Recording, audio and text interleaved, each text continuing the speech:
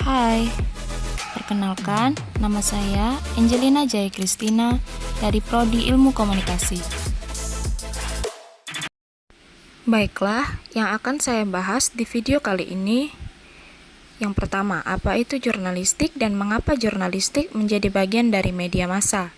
Yang kedua, sejarah dan perkembangan jurnalistik.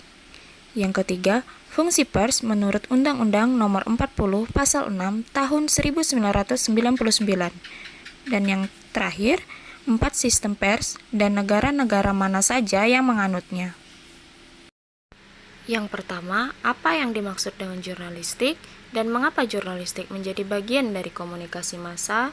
Nah, secara etimologis, jurnalistik berasal dari kata jour. Dalam bahasa Prancis, John berarti catatan atau laporan harian. Secara sederhana, jurnalistik diartikan sebagai kegiatan yang berhubungan dengan pencatatan atau pelaporan setiap hari. Jurnalistik menjadi bagian dari media massa dikarenakan jurnalistik erat kaitannya dengan komunikasi massa.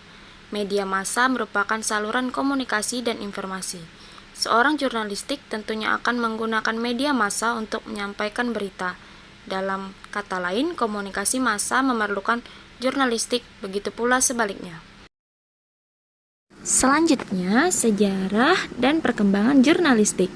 Sejarah jurnalistik di dunia, awal mulanya muncul jurnalistik dapat diketahui dari berbagai literatur. Tentang sejarah jurnalistik, senantiasa merujuk pada Acta Diurna. Pada zaman Romawi kuno, masa pemerintahan Kaisar Julius Caesar. Acta Diurna, yakni papan pengumuman atau sejenis majalah dinding atau papan informasi yang kita sebut sekarang. Diyakini sebagai produk jurnalistik pertama, yaitu pers, media massa atau surat kabar harian pertama di dunia. Julius Caesar pun disebut sebagai bapak pers di dunia. Di masa berkuasanya Julius Caesar, beliau memerintahkan agar hasil sidang dan kegiatan para anggota Senat setiap hari diumumkan pada Acta Diurna. Demikian pula berita tentang kejadian sehari-hari, peraturan-peraturan penting, serta apa yang perlu disampaikan dan diketahui oleh rakyat. Papan pengumuman itu ditempelkan atau dipasang di pusat kota yang disebut Forum Romanum atau Stadion Romawi untuk diketahui oleh masyarakat umum. Berita di Acta Diurna kemudian disebarluaskan.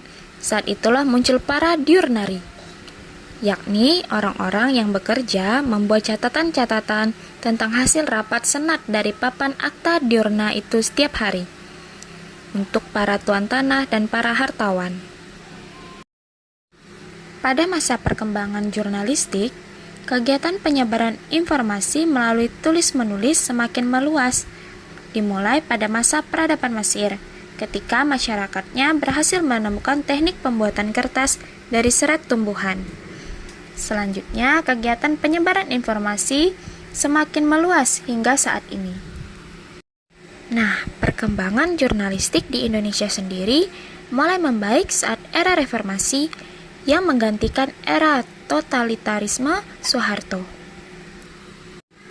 Di saat itulah dunia jurnalisme kita mendapatkan angin segar dalam menyampaikan informasi kepada khalayak umum tanpa takut adanya ancaman. Selanjutnya, fungsi pers menurut Undang-Undang Nomor 40 Tahun 1999 yang terdapat pada pasal 6,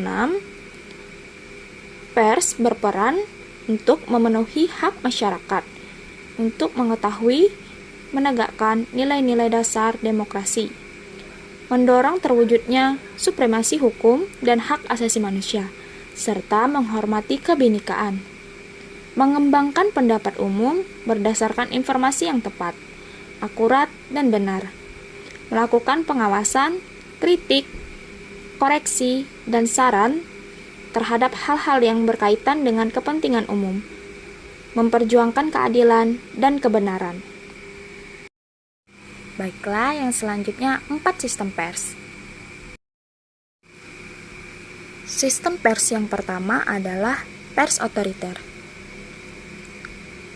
Pers ini mempunyai tugas untuk mendukung dan membantu politik pemerintah yang berkuasa untuk mengabdi kepada negara.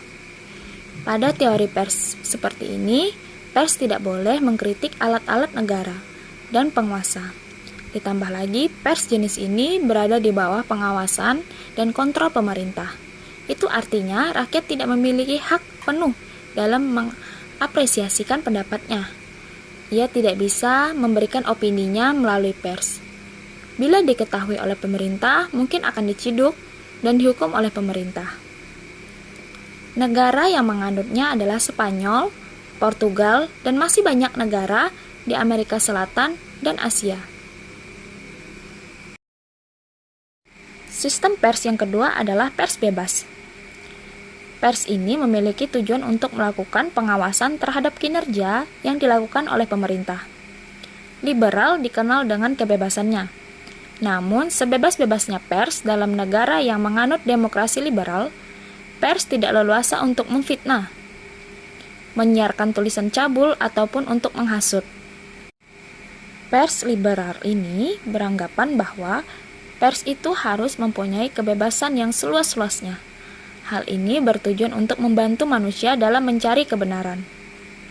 Tugas pers menurut sistem pers ini antara lain untuk melayani kebutuhan hidup ekonomi, politik, mencari keuntungan demi kelangsungan hidup, menjaga hak warga negara, dan memberi hiburan. Negara yang menganutnya Amerika Serikat dan Inggris. Pers yang ketiga adalah pers komunis. Pers komunis menekankan pada bimbingan dan pendidikan melalui propaganda dan agitasi, sehingga dalam hubungan dengan fungsi dan peran pers sebagai alat pemerintah.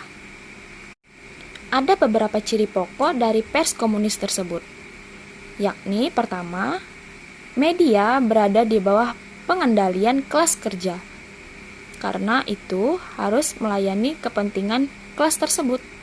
Kedua, media tidak dimiliki secara pribadi. Dan yang ketiga, masyarakat berhak melakukan sensor dan tindakan hukum lainnya untuk mencegah dan menghukum pers apabila dinilai tidak sesuai atau melanggar ketentuan yang telah menjadi komitmen nilai bersama dalam komunitas masyarakat tersebut. Namun, teori pers komunis ini berakhir. Nah, sistem pers yang terakhir adalah pers tanggung jawab sosial.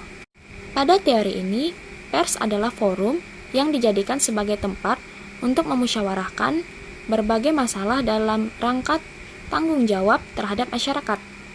Teori ini muncul setelah adanya protes terhadap kebebasan yang mutlak dari teori liberal. Teori liberal memberikan kebebasan yang sebesar-besarnya, sehingga terjadi kemerosotan moral pada masyarakat. Teori tanggung jawab sosial berasumsi bahwa media massa, khususnya televisi dan radio, merupakan frekuensi milik publik. Jadi, apabila media massa dijadikan kendaraan politik, suatu partai atau orang, maka sudah melanggar aturan dan norma-norma yang berlaku di masyarakat.